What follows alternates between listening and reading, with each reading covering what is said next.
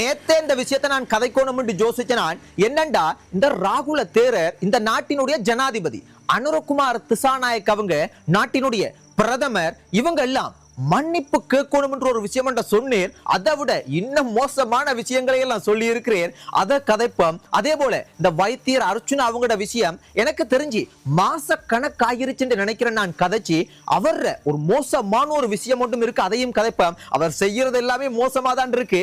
ஆனா ஒரு முக்கியமான ஒரு விஷயம் ஒன்று அவர் இன்றைக்கு செஞ்சிருக்கிறார், அதையும் கதைப்போம். இது எல்லாத்தையும் விட மிக மிக முக்கியமான ஒன்றை பார்க்க கிடைச்சது நாமல் ராஜபக்ச அவங்க இருக்கிறாங்க. அவர் இந்த நாட்டினுடைய இந்த அரசாங்கத்தினுடைய அதாவது அனுரகுமார் திசாநாயக் அவங்களினுடைய கொள்கைகள் எப்படி தெரியுமா இருக்குது என்று சொல்றார். அவர் சொல்றதை பார்க்க போனா அவர் ஓப்பனாவே சொல்றார். அதாவது இந்த அரசாங்கத்தினுடைய கொள்கைகள் கிட்டத்தட்ட இல்ல விடுதலை புலிகளினுடைய கொள்கைகளோட ஒத்து போகுது. விடுதலை புலிகளினுடைய கொள்கைகளை தான் இந்த அரசாங்கம் பின்பற்றுதுன்ற மாதிரிக்கு மோசமான சில விஷயங்களை எல்லாம் கதைச்சு இந்த அரசாங்கத்தை வளமையாக கதைக்கிறத விட கடுமையாக தாக்கி கதைச்சிருக்கிறார். ஏன் இந்த அளவுக்கு கடும் கோபத்தோட இவ்வளவு விமர்சனம் இல்ல கடும் கோபமாக கொந்தளிச்சிருக்கிறார் என்று பார்க்க போனா அவரை பிரித்தானியால இருக்கிற சில நாட்களுக்கு முதல் நீங்களும் சில நேரத்துக்கு பார்க்க கிடைச்சிருக்கும் நினைக்கிறேன். பிரித்தானியால இருக்கக்கூடிய மிகப்பெரிய பல்கலைக்கழகத்துல விரிவுரையாற்றுறதுக்கு ஒரு ஸ்பெஷலா கதைக்கிறதுக்கு நாமல் ராஜபக்ச அவங்களை கூப்பிட்டு இருக்கிறாங்கன்ற ஒரு விஷயம் பார்க்க கிடைச்சது. ஆனா அதை பார்க்க கிடைச்ச சில நாட்கள்லயே கொஞ்ச நேரத்திலேயே நிறைய ஈழத்து சொந்தங்கள் இந்த புலம்பெயர் தமிழ் சொந்தங்கள் எல்லாம் என்ன செஞ்சாங்கடா அதுக்கு கடுமையான கண்டனத்தை தெரிவிச்சு ஒரு வழியா அதை ரத்து செய்ய வச்சுட்டாங்க போல இருக்குது.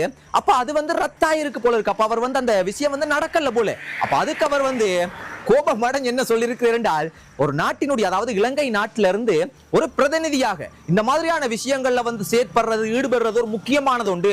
அப்ப அங்க இந்த விடுதலை புலிகள் இன்னொடைய அவர் சொல்றதை சொல்லிக்கொண்டு விடுதலை புலிகளை இந்த நாட்டில இருந்து நாங்கள் அழித்திருந்தாலும் அவர்களினுடைய கொள்கைகளோட ஒத்துப்போகக்கூடிய நிறைய விடுதலை புலிகள் இந்த நாட்டில் இல்லாம நிறைய கனடா இந்த மாதிரியான முக்கியமான சில நாடுகள்ல பிரித்தானியால எல்லையெல்லாம் பாத்தீங்கன்னா அவங்க இருக்கிறாங்க. அந்த மாதிரியான சில கொஞ்சம் கடுமையான சில வார்த்தைகள் கடுமையான விமர்சனம் போல கடுமையான விஷயங்களை கதைச்சிருந்தேன். அப்படியே அதை கதைச்சு எங்க கோர்த்து விடுறார் என்றால் இந்த நாடு இதுக்கெல்லாம் மிக மிக முக்கியமாக இந்த அளவுக்கு எங்களுக்கு இந்த கண்டனங்கள் இதெல்லாம் ரத்து போறதுக்கு இந்த மாதிரியான விடுதலை புலிகள் மாதிரியான சில விஷயங்கள்லாம் தலை தூக்குறதுக்கு தற்போதைய அரசாங்கம் அனுரவினுடைய அரசாங்கம் அவங்களினுடைய கொள்கைகளை பார்க்க போனா விடுதலை புலிகள் அவர்களினுடைய கொள்கைகளோட ஒத்து போகுது. அவர் இன்னொன்றையும் அதுல சொல்றாரு. அப்படியே சொல்லி என்னத்தை சொல்றாரு என்றால் சில மாசத்துக்கு முதல் சில நாட்களுக்கு முதல் சொல்லி இருப்பேர் இந்த தென்னிலங்கையில் இருக்கக்கூடிய முக்கியமாக சிங்கள மக்கள் சில பேர் யாழ்ப்பாணத்துல இருக்கிற விகாரைக்கு வராங்க. அதுல சில பிரச்சனைகள் எல்லாம் போறது அவர்கள் வழிபாட்டுக்காக வாரதில்லை இனவாதத்தை கக்கிறதுக்காக தான் வாரவங்கன்ற மாதிரி ஜனாதிபதி கொஞ்சம் கட்சா கதைச்சிருப்பேர். அதே போல அதுவும் கொஞ்சம் பிரச்சனையாக போனது. அப்ப அந்த மாதிரியான விஷயங்களை எல்லாம் கதைச்சு இது நல்லம் இல்ல இது ஆரோக்கியம் இல்ல அந்த மாதிரிக்கு சில விஷயங்களை நாமல் ராஜபக்ச அவங்க கதைக்கிறார். ஆனா என்னைய பொறுத்த மட்டும் இந்த மாதிரியான போக்கு இருக்குமாக இருந்தா தமிழ் மக்களினுடைய மனதுல இடம் பிடிக்கிறது கடும் கஷ்டம். இப்ப இந்த அனுரகுமார் திசாநாயக் அவங்க உண்மையாகவே விடுதலை புலிகளினுடைய கொள்கைகளை பின்பற்ற இல்லையாண்டெல்லாம் எனக்கு தெரியா. ஆனா உண்மையாகவும் நேர்மையாகவும் நீதியாகவும் கொஞ்சம் இதற்கு முதல் இருந்த அரசாங்கங்களை விட இந்த மனுஷன் கொஞ்சம் நேர்மையா நல்லா இந்த நாட்டை கொண்டு போறேன்னு அந்த வழியில மக்களுக்கு பிடிச்சிருக்கு. அது தமிழ் மக்களுக்கு மட்டுமில்ல சிங்கள மக்கள் எல்லாருக்குமே பிடிச்சிருக்குன்னு நான் நினைக்கிறேன். அப்படியான நிறைய விஷயங்களை பார்க்க கிடைச்சிச்சு. அதே போலதான் இன்றைக்கு யாழ்ப்பாணத்துல சுன்னாகத்துல சுன்னாக போலீஸ் நிலையத்துல ஒரு தமிழ் போலீஸ் அதிகாரி ஒருத்தரை பாத்தீங்கன்னா நியமிச்சிருக்காங்க. இப்படியான சில விஷயங்களை எல்லாம் பார்க்க கிடைக்குது. அதனால நல்ல விஷயங்களை பாராட்டணும், தவறுகள் இருந்தா சுட்டி காட்டணும். உடனே இந்த விடுதலை புலிகளோட ஒத்து போகுது அவங்களோட கொள்கைகள் விடுதலை புலிகள் மறுபடியும் தலை தூக்குறதுக்கு இதெல்லாம் நடக்கிற காரியமா ஐயா? அப்படியெல்லாம் தலை தூக்குதா? ஏன் இந்த அனாவசியமான விஷயங்கள் இந்த மாதிரி இதெல்லாம் பார்க்கக்குள்ள சில நேரத்துக்கு சிரிப்பு தான் வர்றது. இப்ப இந்த தேரர் இந்த கொட்டப்பட்டிய இந்த ராகுல தேரர் என்ன சொல்லியிருக்கார், ஏன் இந்த ஜனாதிபதி பிரதமர் எல்லாம் மன்னிப்பு கேட்கணும் என்றால் இந்த விஷயம் உங்களுக்கு கொஞ்ச நாளைக்கு முதல் நீங்கள் பார்த்திருப்பீங்க. எக்கச்சக்கமான நானே பார்த்தனான் ஆயிரக்கணக்கான எத்தனையோ 20,000 பேர் போல இருக்குது 20,000 பேர் பௌத்த தேரர்கள் கொழும்பு நகரத்தை முற்றுகையிட போறாங்க. இந்த அரசாங்கம் பௌத்தத்துக்கு எதிராக செயற்படுறாங்க. அந்த மாதிரி கொண்டுக்குள்ள நானே யோசிச்சினான் 20,000 பௌத்த தேரர்கள் இலங்கை நாட்டில் இருக்கிறாங்களா? இந்த கடவுளே அப்படி என்றால் இந்த அரசாங்க கதை முடிஞ்சு போல அந்த மாதிரிக்கு ஒரு விஷயம் மட்டும் செய்ய போறாங்கன்ற மாதிரிக்கு வந்து போராட்டம் மாதிரிக்கு நடக்க போகுதுன்ற மாதிரிக்கு ஒரு விஷயத்தை பார்க்க கிடைச்சது. அந்த விஷயத்தை தான் நேற்றைய முன்தினம் கொழும்புல செய்தாங்க. ஆனா அதுல இந்த முக்கியமா இந்த திருகோணமலையில வந்து புத்த சிலையை ஒன்றை வச்சு பிரச்சனையாகி வந்து சிறைச்சாலையில கூட வந்து கசப்ப தேரர்களா இருந்து அவர் இன்னும் சில தேரர்கள் எல்லாம் அந்த இதுல எல்லாம் இருந்த மாதிரிக்கு எனக்கு பார்க்க கிடைச்சது. அப்ப என்ன சொல்ல வரணும்னா இப்படி சில தேரர்கள்லாம் வந்தாங்க.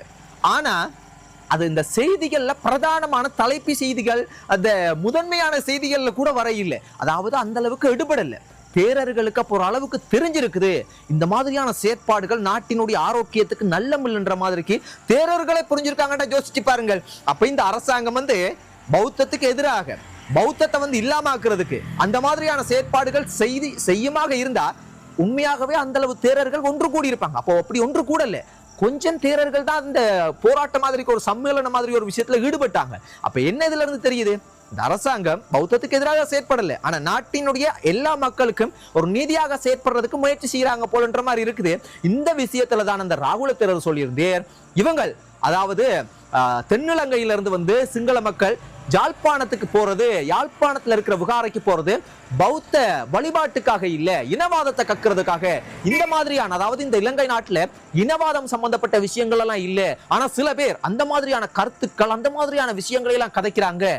அந்த மாதிரியான மோசமான நாட்கள்ல ஜனாதிபதி பிரதமர் எல்லாம் முதன்மை வகிக்கிறாங்கன்ற மாதிரி கடுமையான விமர்சனத்தை அந்த தேரரே தெரிவிச்சிருந்தேர். ஆனா உண்மையாகவே தேரர்களை எதிர்த்து இந்த நாட்டுல வந்து சில விஷயங்கள் செய்யறதுன்றது மிக மிக கிட்டத்தட்ட முடியாதுன்னே சொல்லலாம். அப்படி ஒரு சட்டம் தான், அப்படி ஒரு இறுக்கம் தான் நாட்டுல இருக்கு.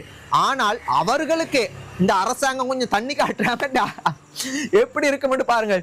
எப்படியோ நாட்டுக்கு நல்லது நடந்தா ஓகே. அதுல அந்த தேரர் இன்னும் நிறைய தேரர்கள் அதுதான் சொன்னாங்க. முக்கியமா கொட்டப்பட்டிய ராகுல தேரர் தான் கடுமையாக சொன்னேர். அது இன்னொன்றையும் சொன்னேன் என்னென்றால் இந்த பாலியல் சம்பந்தப்பட்ட கல்வி முறைகள் எல்லாம் நாட்டுக்கு தேவையில்லை, பிள்ளைகளுக்கு தேவையான போதுமான அளவுக்கு விளக்கங்கள் இருக்குது, அதெல்லாம் தேவையில்லை என்ற ஒரு விமர்சனத்தையும் லைட்டா அடிச்சு விட்டுட்டு போனீங்க.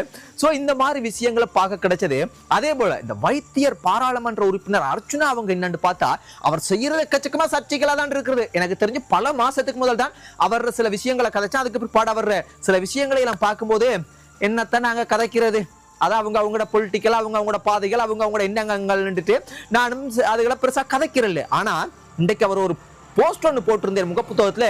அதுல எக்கச்சக்கமான பேர் வந்து அர்ச்சனாவுக்கு எதிராகவே வந்து பதிவிடுறாங்க. என்னன்னு பார்க்க போனா அது உண்மையாகவே எனக்கு கொஞ்சம் பார்க்கும்போது கொஞ்சம் ஒரு சங்கடமா இருந்தது. என்னண்டா அர்ச்சனா போட்டிருக்கே அந்த ஜனாதிபதி வந்து உங்களுக்கு தெரியும் நேற்றைய முன்தினத்துக்கு முதல் இந்தியாவுக்கு போயிருந்த அந்த ஏஐ இம்பெக்ட் சம்பந்தப்பட்ட ஒரு மாநாடு சம்பந்தப்பட்ட விஷயத்துக்கு போயிருந்தார். நிறைய நாட்டினுடைய தலைவர்களும் அதுல பங்கு பெற்றினாங்க. அப்போ அதுல சில ஒவ்வொரு நாட்டினுடைய பிரதிநிதிகள் தலைவர்களோட சேர்ந்து அந்த ஜனாதிபதி நிற்கிறார். அதுல கொஞ்சம் ஜனாதிபதி வந்து கொஞ்சம் அந்த போட்டோ எடிட் பண்ணப்பட்ட மாதிரி இருக்கு. எனக்கு அந்த அளவுக்கு உயரம் குறைவானவர் ஜனாதிபதியில் இருந்தாலும் அதை எடிட் பண்ணாங்களா உண்மையானது தெரியல. ஆனா எடிட் பண்ண மாதிரி தான் எனக்கு இருக்கு பார்க்கும்போது. அந்த மற்றவர்களை விட எங்க நாட்டினுடைய ஜனாதிபதி வந்து கொஞ்சம் உயரம் குறைவாக இருக்கிறது போல பார்க்கும்போது இருக்குது.